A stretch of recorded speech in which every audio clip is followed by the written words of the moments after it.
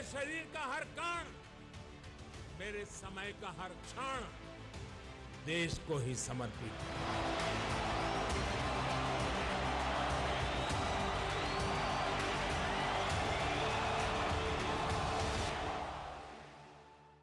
मैं गुजारिश करूंगा माय होम ग्रुप के चेयरमैन डॉक्टर रामेश्वर राव जी से कि वो शॉल के साथ प्रधानमंत्री जी का स्वागत करें। Can we please have the shawl on stage?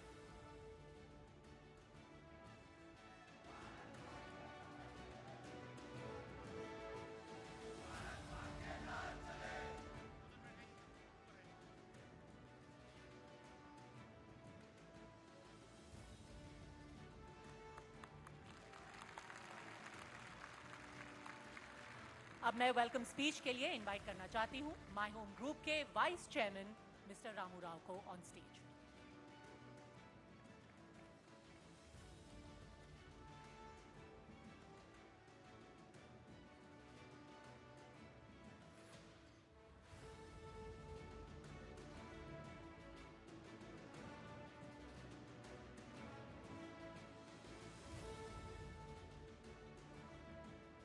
Honorable Prime Minister Shri Narendra Modi ji, respected Chairman Dr. Rameshwar Garu, ladies and gentlemen, I deem it my proud privilege to welcome our Honorable Prime Minister Shri Narendra Modi ji to the third edition of TV9 What India Thinks Today Summit.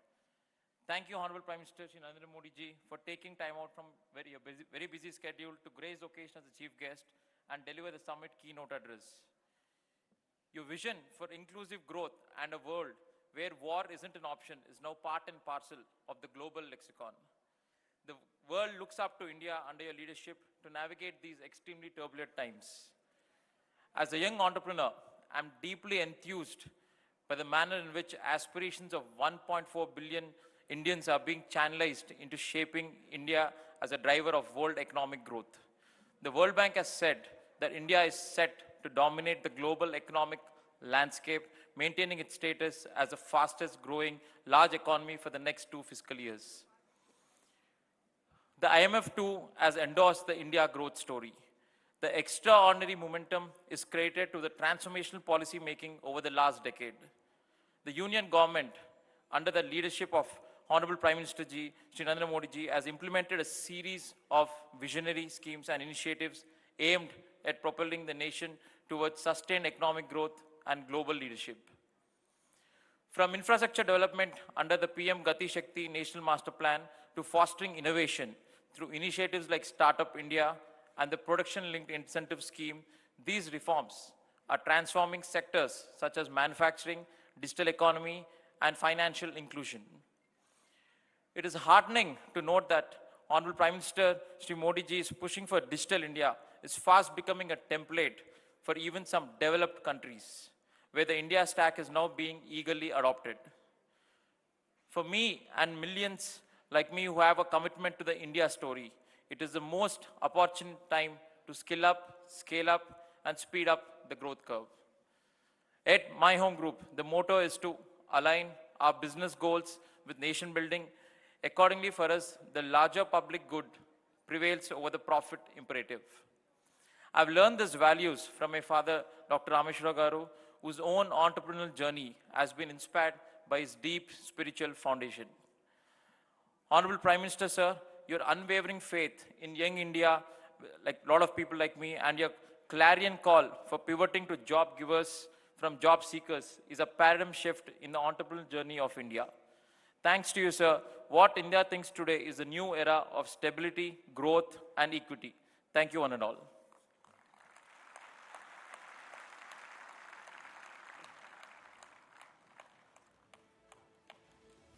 Thank you very much Ramu ji. मैं अब गुजारिश करूंगी कि आप हमारे एक special presentation के लिए मंच पर please, if you can please come back on stage, अगर आप मंच पर आ जाए, because what we are talking about is the culmination of India's largest football talent hunt for young boys and girls, the news 9 hunt for tigers and tigresses.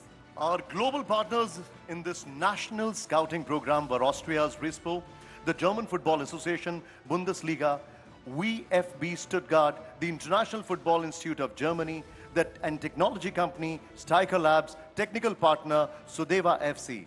आप सभी को जानकर हैरानी होगी कि टैलेंट हंट में 15,000 स्कूलों के 50,000 से ज्यादा बच्चों को कवर किया गया है। And today, the 28 final winners of News 9 Tigers and Tigresses will get to meet with the Honorable Prime Minister of India himself and seek his blessings. Before these children come on the stage, I would like to invite TV9 Network's MD, Mr. Barun Das, whole-time director, TV9 Network, Mr. Hemant Sharma, Ambassador of Austria to India, Ms. Katharina Weiser, Board Member and Chief Marketing Officer of VfB Stuttgart, Mr. Ruven Kasper, and Advisor, Bundesliga, Mr. Peter Liebel on stage as well. Can I please request you all to come on stage? A huge round of applause for our very special guests.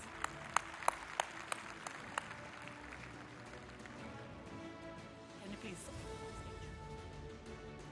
on stage? This way, please.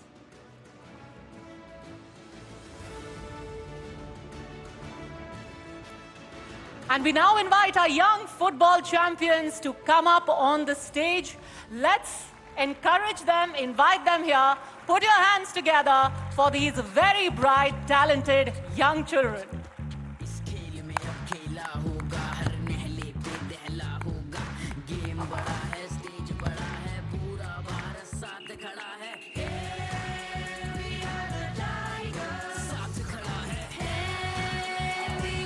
I think these children deserve a louder round of applause. Come on, this is India's future right here with you. जोरदार तालियों से, जोरदार तालियों से।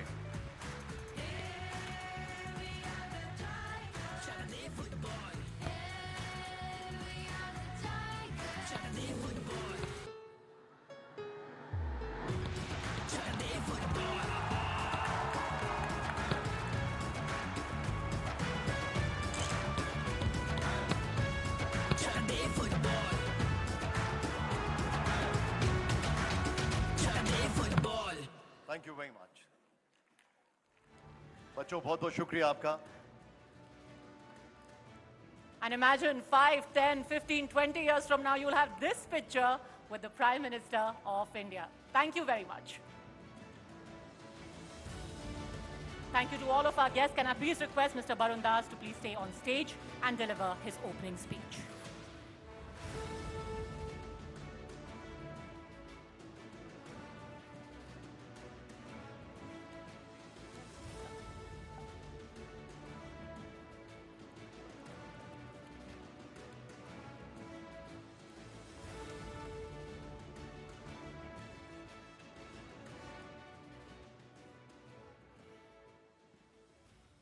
Our Honorable Prime Minister of India, Shri Narendra Modi ji, respected Chairman of My Home Group, promoters of TV9 Network, Dr. Rameshwar Rao ji, other esteemed guests from India and abroad, ladies and gentlemen, boys and girls. It is my privilege to welcome you all to the third edition of What India Thinks Today Summit, which begins with a keynote address from the Honorable Prime Minister.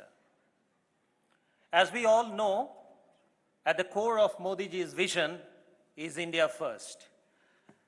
To realize his goal of Viksit Bharat by 2047, I understand, sir, that you are focusing a bit more on 3 constituencies. I take the liberty to express that. These constituencies are the youth of India, the women of India, and the Indian diaspora.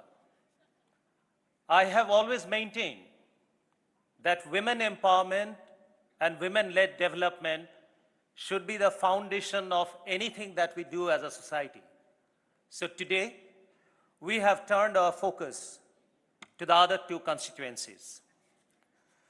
As far as the global diaspora is concerned, we at TV9 Network have initiated our engagement last year in the News 9 Global Summit at Stuttgart, Germany, which will be bigger and better in October later this year. We also have 2 more geographies on our radar, the UAE and the US for News 9 Global Summit. These are initiatives that precede TV9 Network's global expansion under the guidance of our chairman, Dr. Rameshwar Rao. Today, we have 5 international locations: London, Abu Dhabi, Melbourne, Munich, and Paris. The members of the Indian diaspora have gathered there already to watch the Honorable PM's keynote address live. Our second constituency is the youth. I have observed that whenever the Honorable Prime Minister interacts with the children, there's a unique chemistry at play. That makes me wonder, sir, whether you love the children more or the children love you more. Today, you have just witnessed this unique chemistry. By the way, those of you been wondering that why football? 9 months ago, when we initiated this national scouting program for young footballing talent called the Hunt for India's Tigers and Tigresses, I drew my inspiration from Swami Vivekananda. He once famously said that you will be nearer to heaven through football than through the study of Gita.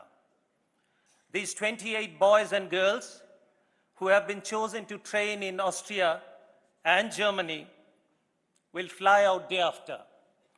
But today, these talented children got the opportunity of a lifetime to meet you, Prime Minister, sir, and seek your blessings.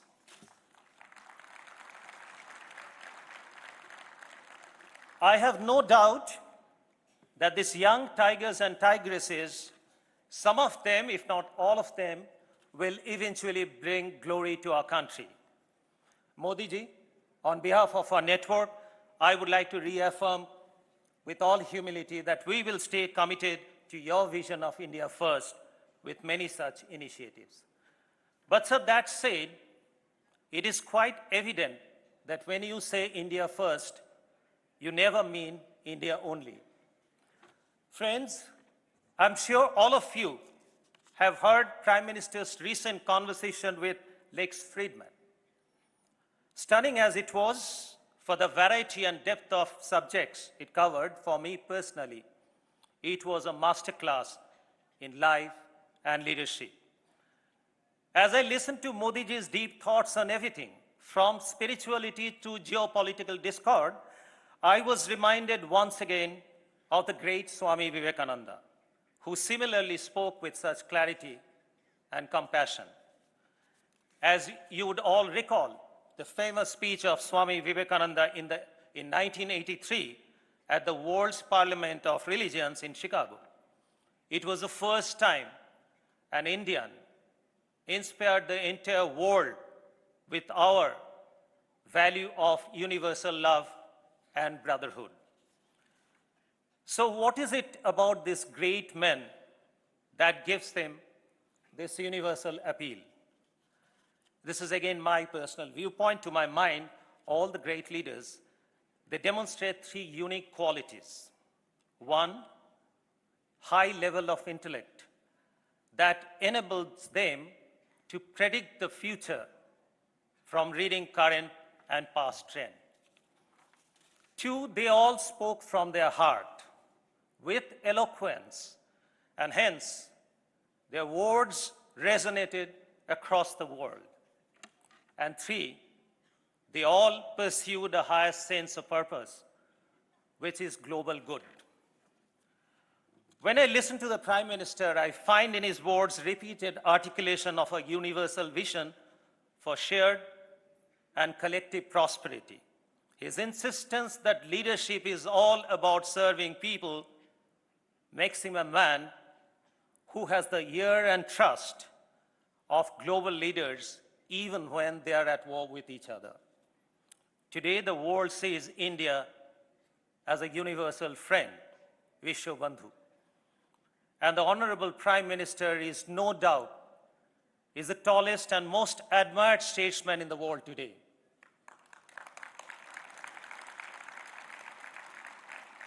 Napoleon Bonaparte, though I agree that he himself couldn't live up to it to that extent, has once said, "The heart of a statesman should be in his head. Sir, your actions have demonstrated that without any doubt to a world who is keenly watching. We are grateful, sir. You've chosen to grace this summit with your presence this evening. With that, let me make way for what all of you have been eagerly waiting, the summit keynote address by none other than the Honorable Prime Minister of India, Shri Narendra Modi ji.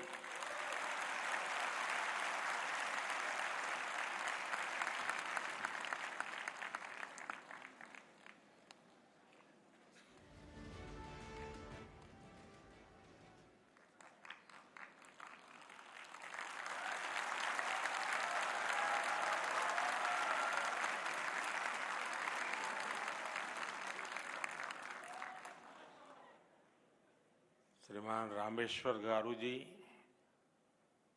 Ramu ji, Varun Das ji, TV 9 की पूरी team,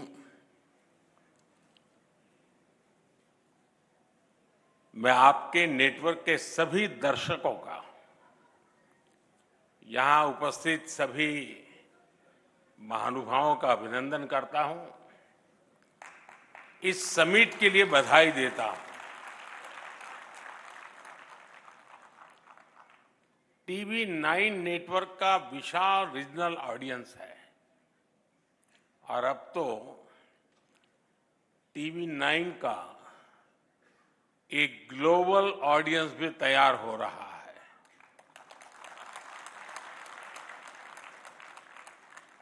इस summit में अनेक देशों से Indian diaspora के लोग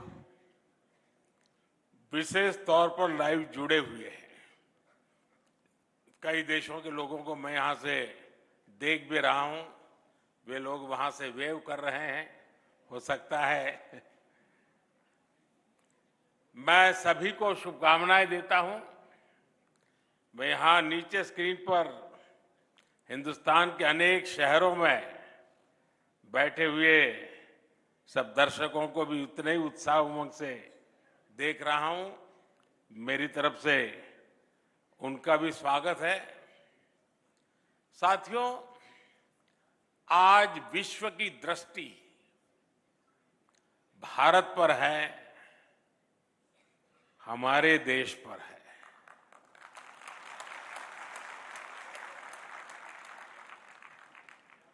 दुनिया में आप किसी भी देश में जाएं, वहां के लोग भारत को लेकर एक नई जिज्ञासा से भरे हुए हैं। आखिर ऐसा क्या हुआ कि जो देश 70 साल में 11वें नंबर की इकोनॉमी बना, वो महज 7-8 साल में 5वें नंबर की इकोनॉमी बन गया।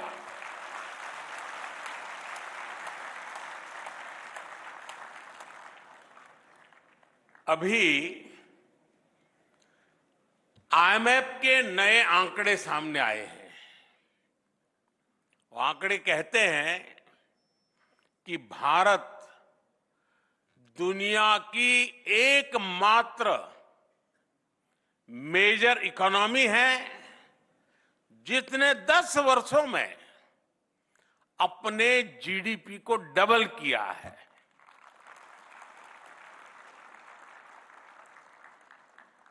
बीते दशक में भारत ने 2 लाख करोड़ डॉलर अपनी इकोनॉमी में जोड़े हैं। जीडीपी का डबल होना सिर्फ आंकड़ों का बदलना मात्र नहीं है, इसका इंपैक्ट देखिए। 25 करोड़ लोग गरीबी से बाहर निकले हैं और ये 25 करोड़ लोग एक नियो मिडिल क्लास का हिस्सा बने हैं।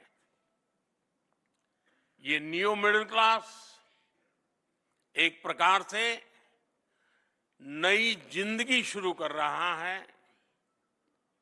ये नए सपनों के साथ आगे बढ़ रहा है, हमारी इकोनॉमी में कंट्रीब्यूट कर रहा है और उसको वाइब्रेंट बना रहा है। आज दुनिया की सबसे बड़ी युवा आबादी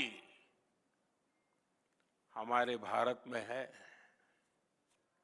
ये युवा तेजी से स्किल्ड हो रहा है, इनोवेशन को गति दे रहा है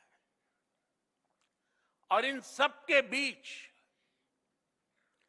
भारत की फॉरेन पॉलिसी का मंत्र बन गया है इंडिया फर्स्ट।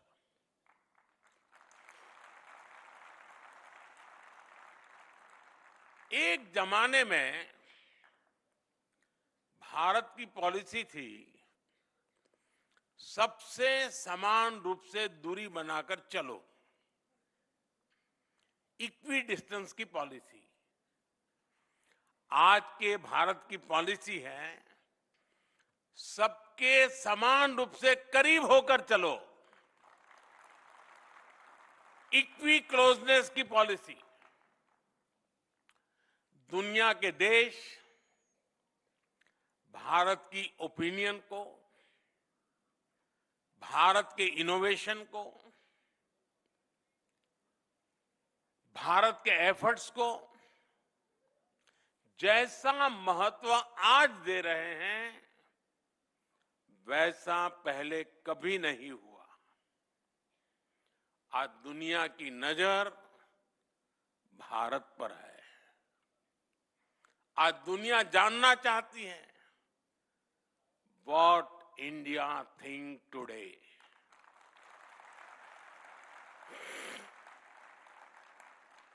साथियों, भारत आज वर्ल्ड ऑर्डर में सिर्फ पार्टिसिपेट ही नहीं कर रहा बल्कि फ्यूचर को शेप और सिक्योर करने में योगदान दे रहा है। दुनिया ने ये कोरोना काल में अच्छे से अनुभव किया है। दुनिया को लगता था कि हर भारतीय तक वैक्सीन पहुंचने में ही कई कई साल लग जाएंगे, लेकिन भारत ने हर आशंका को गलत साबित किया। हमने अपनी वैक्सीन बनाई, हमने अपने नागरिकों का तेजी से वैक्सीनेशन कराया और दुनिया के 150 से अधिक देशों तक दवाएं और वैक्सीन भी पहुंचाई। आज दुनिया, और जब दुनिया संकट में थी तब भारत की ये भावना दुनिया के कोने कोने तक पहुंची कि हमारे संस्कार क्या है, हमारा तौर तरीका क्या है। साथियों, अतीत में दुनिया ने देखा है कि दूसरे विश्व युद्ध के बाद जब भी कोई वैश्विक संगठन बना उसमें कुछ देशों की ही मोनोपोली रही। भारत ने मोनोपोली नहीं बल्कि मानवता को सर्वोपरि रखा। भारत ने 21वीं सदी के ग्लोबल इंस्टीट्यूशन के गठन का रास्ता बनाया और हमने ध्यान रखा कि सबकी भागीदारी हो, सबका योगदान हो। जैसे प्राकृतिक आपदाओं की चुनौती है, देश कोई भी हो, इन आपदाओं से इंफ्रास्ट्रक्चर को भारी नुकसान होता है। आज ही म्यांमार में जो भूकंप आया है, आप टीवी पर देखें तो बहुत बड़ी बड़ी इमारतें ध्वस्त हो रही है, ब्रिज टूट रहे हैं और इसलिए भारत ने coalition for disaster resilient infrastructure CDRI नाम से एक वैश्विक नया संगठन बनाने की पहल की। ये सिर्फ एक संगठन नहीं, बल्कि दुनिया को प्राकृतिक आपदाओं के लिए तैयार करने का संकल्प है। भारत का प्रयास है प्राकृतिक आपदा से पुल, सड़कें, बिल्डिंग्स, पावर ग्रिड, ऐसा हर इंफ्रास्ट्रक्चर सुरक्षित रहे, सुरक्षित निर्माण हो। साथियों, भविष्य की चुनौतियों से निपटने के लिए हर देश का मिलकर काम करना बहुत जरूरी है। ऐसी एक चुनौती है हमारे एनर्जी रिसोर्सेज की। इसलिए पूरी दुनिया की चिंता करते हुए भारत ने इंटरनेशनल सोलर अलायंस ISA का समाधान दिया है, ताकि छोटे से छोटा देश भी सस्टेनेबल एनर्जी का लाभ उठा सके।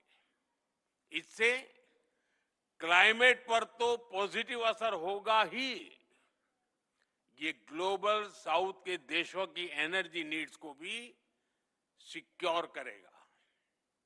और आप सबको ये जानकर गर्व होगा कि भारत के इस प्रयास के साथ आज दुनिया के 100 से अधिक देश जुड़ चुके हैं। साथियों, बीते कुछ समय से दुनिया ग्लोबल ट्रेड में असंतुलन और लॉजिस्टिक्स से जुड़ी चैलेंजेस का सामना कर रहा है। इन चुनौतियों से निपटने के लिए भी भारत ने दुनिया के साथ मिलकर नए प्रयास शुरू किए हैं। India middle east Europe economic corridor IMEC ऐसा ही एक महत्वाकांक्षी प्रोजेक्ट है। ये प्रोजेक्ट कॉमर्स और कनेक्टिविटी के माध्यम से एशिया, यूरोप और मिडिल ईस्ट को जोड़ेगा। इससे आर्थिक संभावनाएं तो बढ़ेगी ही, दुनिया को अल्टरनेटिव ट्रेड रूट्स भी मिलेंगे। इससे ग्लोबल सप्लाई चेन भी और मजबूत होगी। साथियों, ग्लोबल सिस्टम्स को अधिक पार्टिसिपेटिव, अधिक डेमोक्रेटिक बनाने के लिए भी भारत ने अनेक कदम उठाए हैं। और यहीं पर ही भारत मंडपम में G20 समिट हुई थी। उसमें अफ्रीकन यूनियन को G20 का परमानेंट मेंबर बनाया गया है। ये बहुत बड़ा ऐतिहासिक कदम है। इसकी मांग लंबे समय से हो रही थी, जो भारत की प्रेसिडेंसी में पूरी हुई। आज ग्लोबल डिसीजन मेकिंग इंस्टीट्यूशंस में भारत ग्लोबल साउथ के देशों की आवाज बन रहा है। इंटरनेशनल योगा डे, WHO का global centre for traditional medicine, artificial intelligence के लिए ग्लोबल फ्रेमवर्क, ऐसे कितने ही क्षेत्रों में भारत के प्रयासों ने नए वर्ल्ड ऑर्डर में अपनी मजबूत उपस्थिति दर्ज कराई है। और ये तो अभी शुरुआत है। ग्लोबल प्लेटफॉर्म पर भारत का सामर्थ्य नई ऊंचाई की तरफ बढ़ रहा है। साथियों, 21वीं सदी के 25 साल बीत चुके हैं। इन 25 सालों में 11 साल हमारी सरकार ने देश की सेवा की है।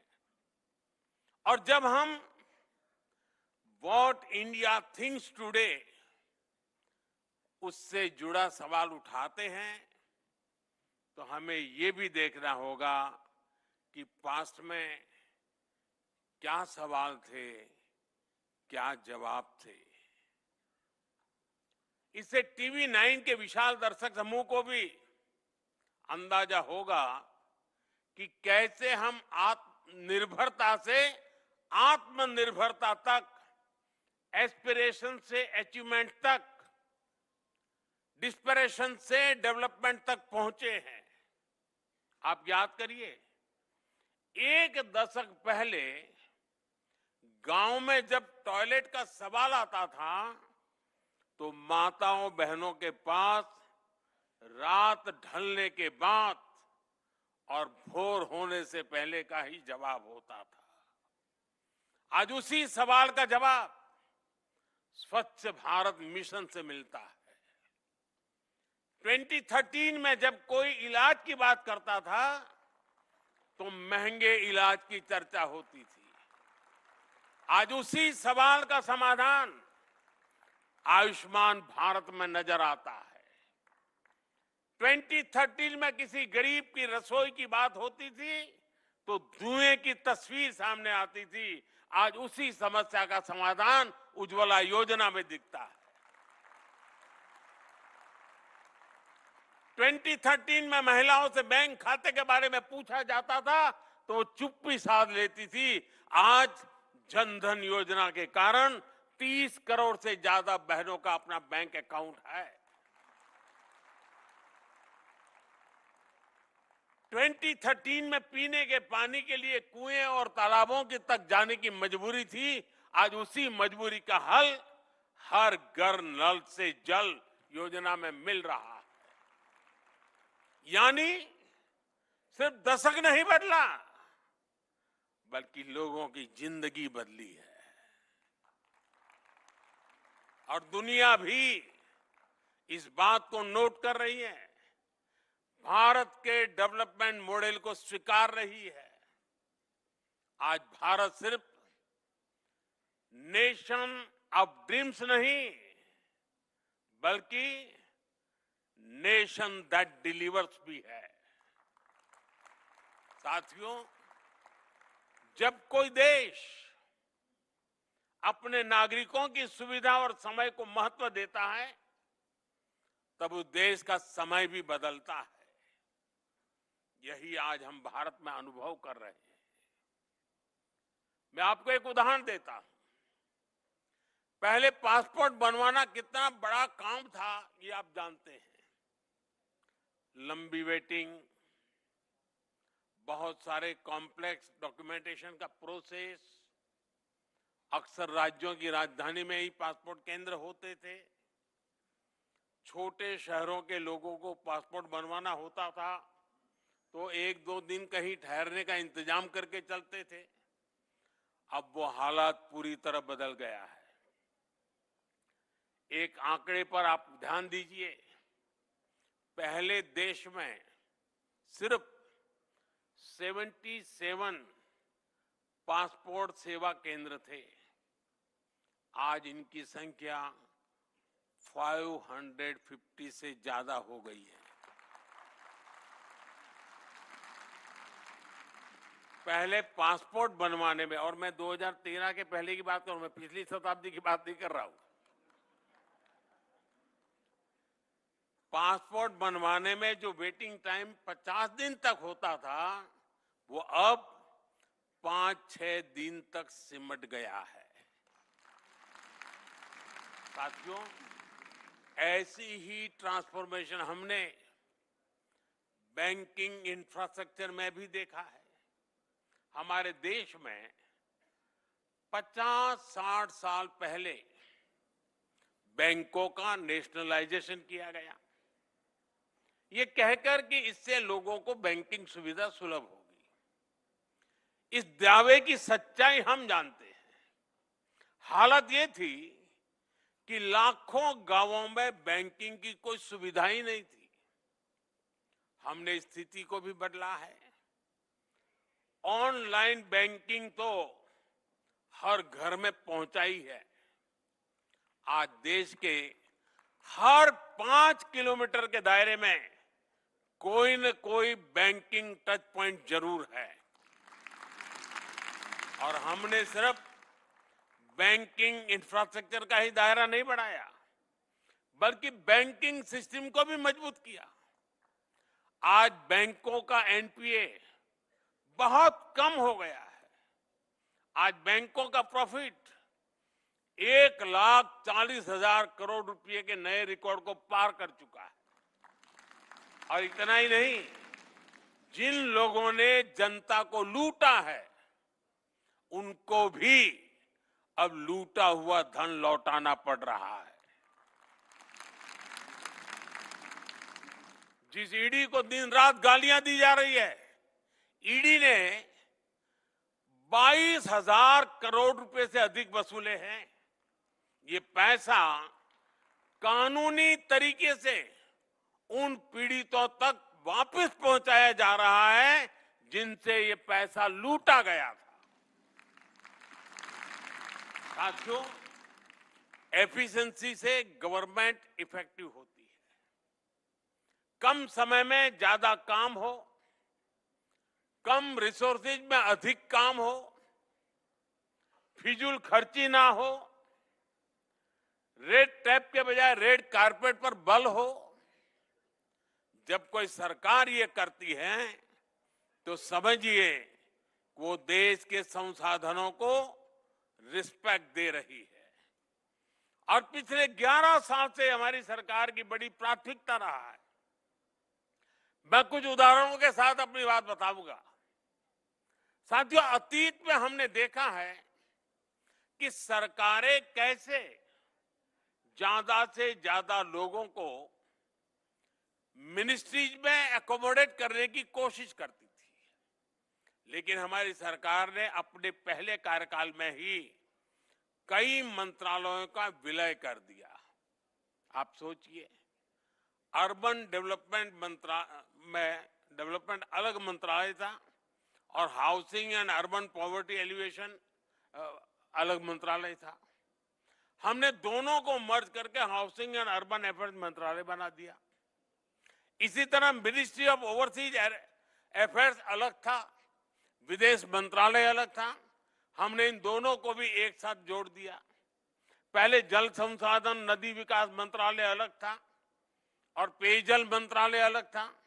हमने इन्हें भी जोड़कर जल शक्ति मंत्रालय बना दिया। हमने राजनीतिक मजबूरी के बजाय देश की प्रायोरिटीज और देश के रिसोर्सेज को आगे रखा। साथियों, हमारी सरकार ने रूल्स और रेगुलेशंस को भी कम किया, उन्हें आसान बनाया।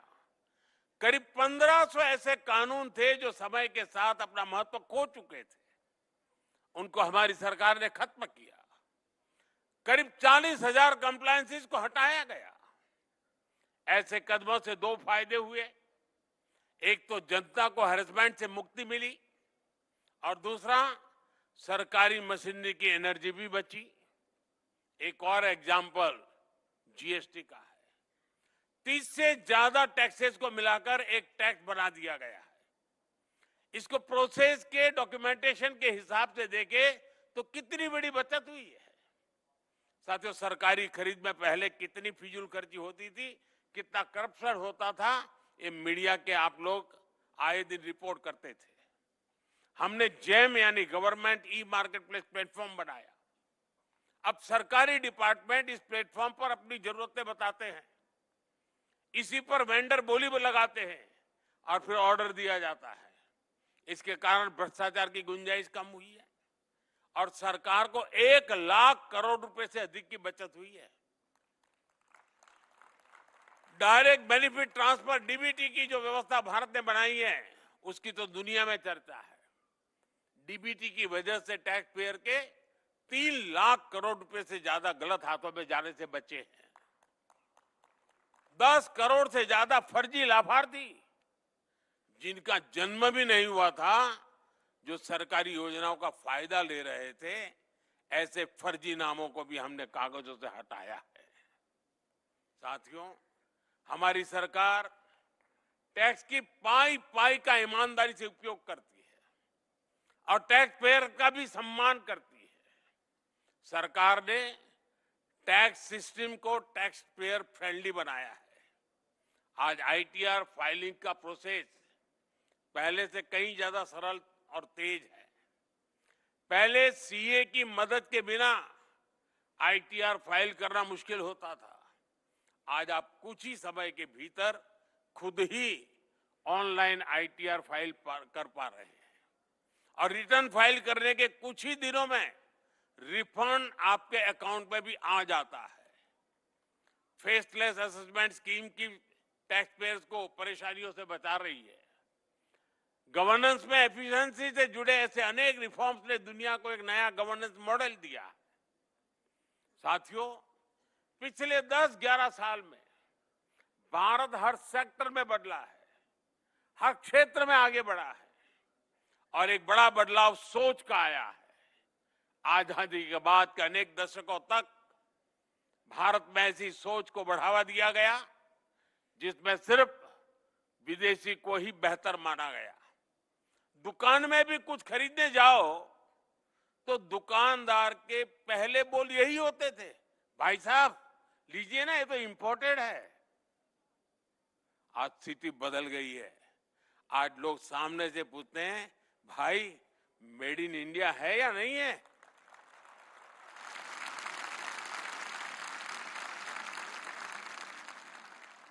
साथियों, आज हम भारत की मैन्युफैक्चरिंग एक्सेलेंसी का एक नया रूप देख रहे हैं।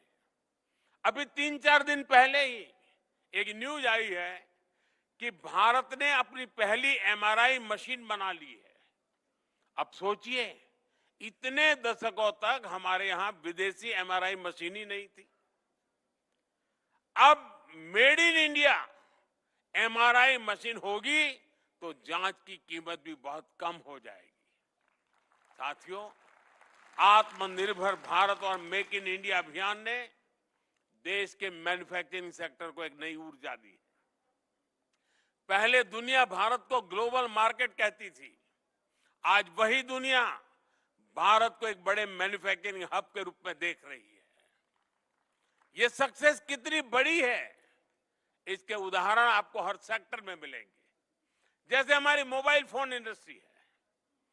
2014-15 में हमारा एक्सपोर्ट $1 बिलियन तक भी नहीं था, लेकिन एक दशक में हमने $20 बिलियन के फिगर से भी आगे निकल चुके हैं। आज भारत ग्लोबल टेलीकॉम और नेटवर्किंग इंडस्ट्री का एक पावर सेंटर बनता जा रहा है। ऑटोमोटिव सेक्टर की सक्सेस से भी आप अच्छी तरह परिचित है। इससे जुड़े कंपोनेंट्स के एक्सपोर्ट्स भी भारत में एक नई पहचान बना रहे हैं। पहले हम बहुत बड़ी मात्रा में मोटरसाइकिल पार्ट्स इंपोर्ट करते थे, लेकिन आज भारत में बने पार्ट्स यूएई और जर्मनी जैसे अनेक देशों तक पहुंच रहे हैं। सोलर एनर्जी सेक्टर ने भी सफलता के नए आयाम गढ़े। हमारे सोलर सेल्स, सोलर मॉड्यूल का इंपोर्ट कम हो रहा है और एक्सपोर्ट 23 गुना तक बढ़ गया है। बीते एक दशक में हमारा डिफेंस एक्सपोर्ट भी 21 गुना बढ़ा है।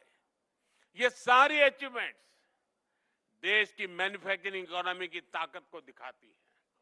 ये दिखाती है कि भारत में कैसे हर सेक्टर में नई जॉब्स भी क्रिएट हो रही है। साथियों, TV9 की समिट में विस्तार से चर्चा होगी, अनेक विषयों पर मंथन होगा। आज हम जो भी सोचेंगे, जिस भी विजन पर आगे बढ़ेंगे, वो हमारे आने वाले कल को, देश के भविष्य को डिजाइन करेगा।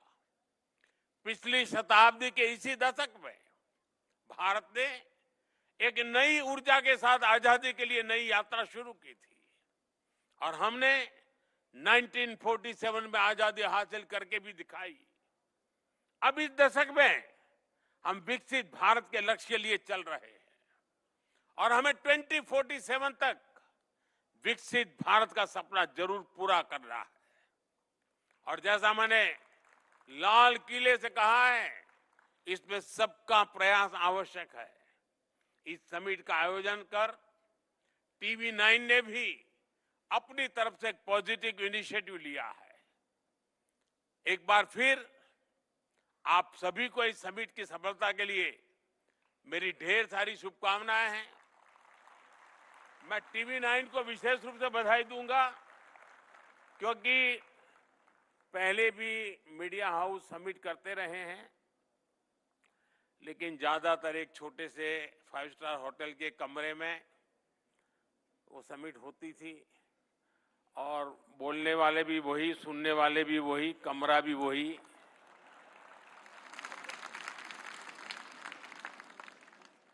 TV9 ने इस परंपरा को तोड़ा और ये जो मॉडल पेश किया है, 2 साल के भीतर भीतर देख लेना, सभी मीडिया हाउस को यही करना पड़ेगा। यानी TV9 थिंक्स टुडे, वो भाग्यों के लिए रास्ता खोल देगा। मैं इस प्रयास के लिए बहुत बहुत अभिनंदन करता हूं आपकी पूरी टीम को। और सबसे बड़ी खुशी की बात है कि आपने इस इवेंट को एक मीडिया हाउस की भलाई के लिए नहीं, देश की भलाई के लिए आपने उसकी रचना की। 50,000 से ज्यादा नौजवानों के साथ एक मिशन मोड में बातचीत करना, उनको जोड़ना, उनको मिशन से साथ जोड़ना, और उसमें से जो बच्चे सिलेक्ट होकर के आए उनकी आगे की ट्रेनिंग की चिंता करना, ये अपने आप में बहुत अद्भुत काम है। मैं आपको बहुत बधाई देता हूं। जिन नौजवानों से मुझे यहाँ फोटो निकलवाने का मौका मिला है, मुझे भी खुशी हुई कि देश के होनहार लोगों के साथ मैं अपनी फोटो निकलवा पाया।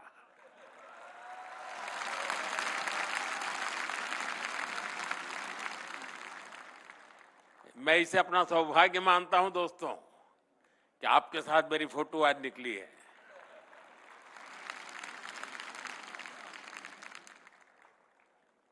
और मुझे पक्का विश्वास है कि सारी युवा पीढ़ी जो मुझे दिख रही है, 2047 में जब देश विकसित भारत बनेगा, सबसे ज्यादा बेनिफिशियरी आप लोग हैं।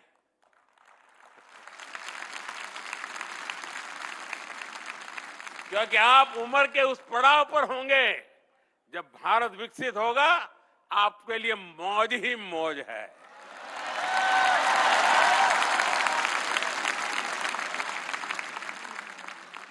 आपको बहुत बहुत शुभकामनाएं। धन्यवाद।